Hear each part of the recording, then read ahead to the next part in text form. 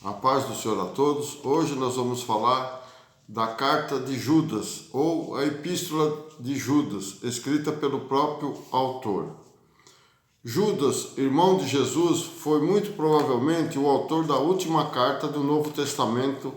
Na sua epístola ou na sua carta, ele não se identifica como irmão de Jesus. Ele diz ser servo de Jesus Cristo, irmão de Tiago. Judas 1 diz assim: Judas, servo de Jesus Cristo, irmão de Tiago, aos chamados queridos em Deus Pai e conservador por Jesus Cristo.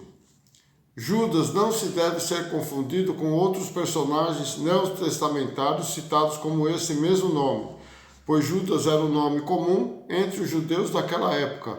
Só com Jesus Cristo tinha dois nomes de Judas, né? Tinha Judas Tadeu e Judas Iscariotes, mas esse Judas era irmão de Jesus Cristo.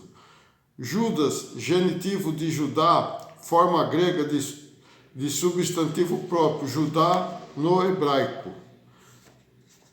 Pouco se sabe sobre a história de Judas, irmão de Jesus. Ele é mencionado nos evangelhos apenas na relação dos irmãos do Senhor.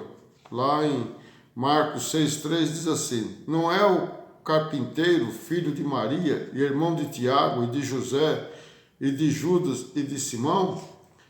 E não estão aqui conosco suas irmãs? Não, então veja que também está escrito lá em Mateus 13,55. Judas e seus irmãos e irmãs não creram nele durante o seu ministério terreno. Lá em Marcos 3,21. E quando os seus parentes ouviram isso, saíram para o prender, porque diziam: está fora de si.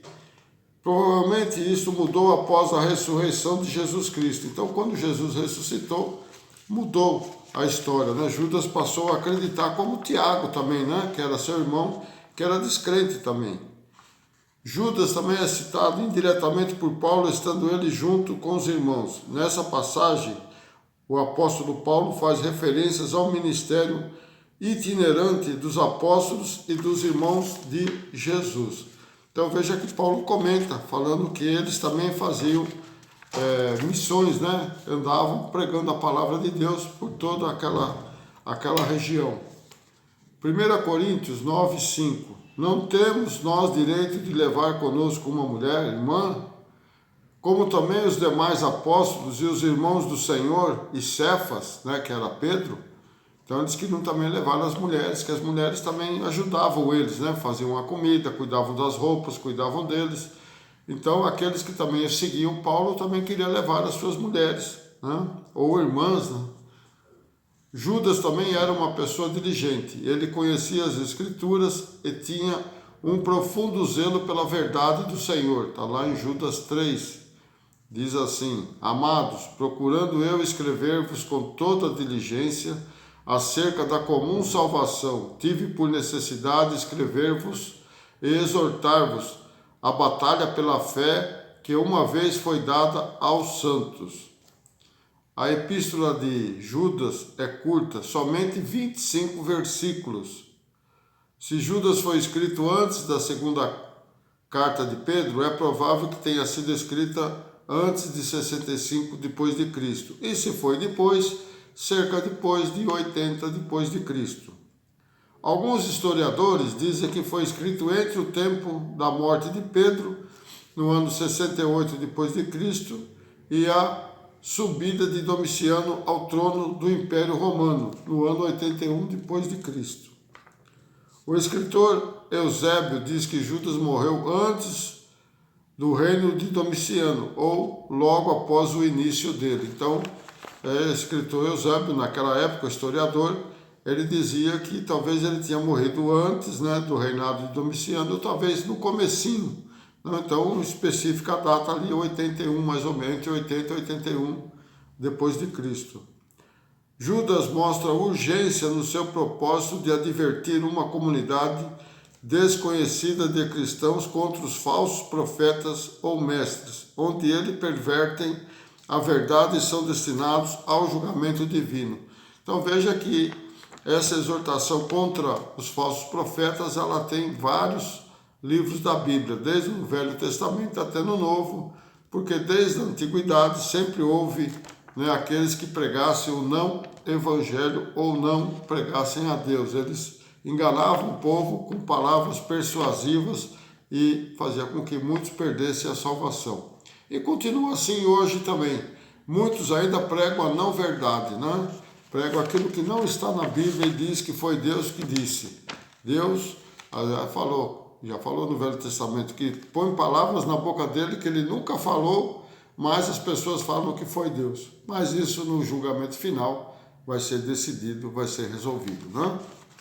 Judas 4, porque se introduziram alguns que já antes estavam para este mesmo juízo, homens ímpios que convertem em dissolução a graça de Deus e negam Deus, o único dominador de nosso Senhor e nosso Senhor Jesus Cristo. Vamos ver, esses falsos mestres são chamados de adormecidos. Judas fala que eles estão adormecidos na palavra, né? Judas 8, e contudo também esses, semelhantemente adormecidos, contaminam a sua carne e rejeitam a dominação e vituperam as autoridades. Vituperar significa insultar, zombar. Eles zombavam das autoridades, né? Insultavam.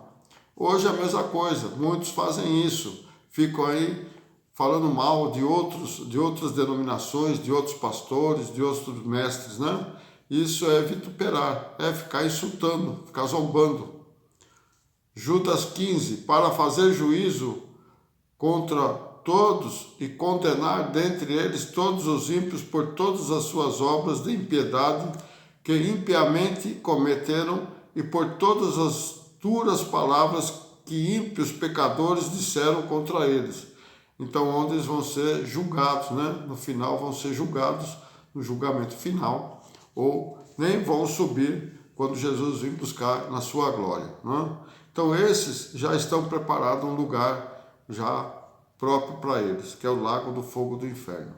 Então, irmãos, se nós não queremos seguir a Deus, então não vamos ser contra, né? Porque é muito pior. É muito pior você ser contra as coisas de Deus. Judas 19. Esses são os que causam divisões sensuais que não têm o Espírito. Veja bem, eles causam divisões nas igrejas. Porque ele não tem o Espírito. Esse Espírito em letra maiúscula significa que eles não têm o Espírito Santo com eles. Eles têm o Espírito daquela letra minusculinha, né? Aquele pequenininho lá que... né? O espírito da contenda, o espírito demoníaco, né? O conteúdo dessa epístola, né? O conteúdo tem poucos assuntos, mas é especificamente contra, né, os pecadores. Inclusive, fala-se dos anjos também, dos anjos decaídos, né, que já estão preparados para o julgamento final. Introdução ou prefácio, né, e saudações. Está logo no comecinho. Contra os ímpios e falsos mestres, né? Culminando no julgamento dos mesmos. Exortação e doxologia final. Doxologia, essa é uma expressão de louvor a Deus, muito comumente usado nos livros de Salmos, né? Então, a doxologia seria uma expressão de louvar a Deus. Amém? Então, essa é a carta de Judas. Ela é curta, mas é objetiva, né? Ela trata de todos aqueles que são ímpios, de todos aqueles que vão ser julgados pelas suas obras no final, né? de toda a nossa era do ser humano, né? Quando Deus julgar todas as nações, aí termina esse nosso mundo terreno e começa o mundo espiritual. Amém? Então, na próxima, nós vamos falar sobre Pedro, né, as duas epístolas de Pedro, e vamos deixar o Paulo, escritor final, né, porque temos muitas coisas para falar de Paulo. Amém? Que Deus abençoe a todos. Não esqueça de deixar seu joinha, compartilhe com seus amigos, e você que não é inscrito, inscreva-se, que tem muito mais coisas para nós falarmos. Então, nós estamos falando A primeira série vai ser sobre os escritores do Novo Testamento, né? Depois eu vou preparar também sobre os escritores do Velho Testamento. Veja bem que ao todo são 40 escritores que escreveram a Bíblia. Então vai ter muito assunto ainda para nós degustarmos, né? Para podermos falar dos escritores bíblicos. Amém? Que Deus abençoe a todos e não se esqueçam que quem escreveu, quem ditou toda a palavra foi somente Deus através do Espírito Santo. Amém? Tenha um bom dia para todos.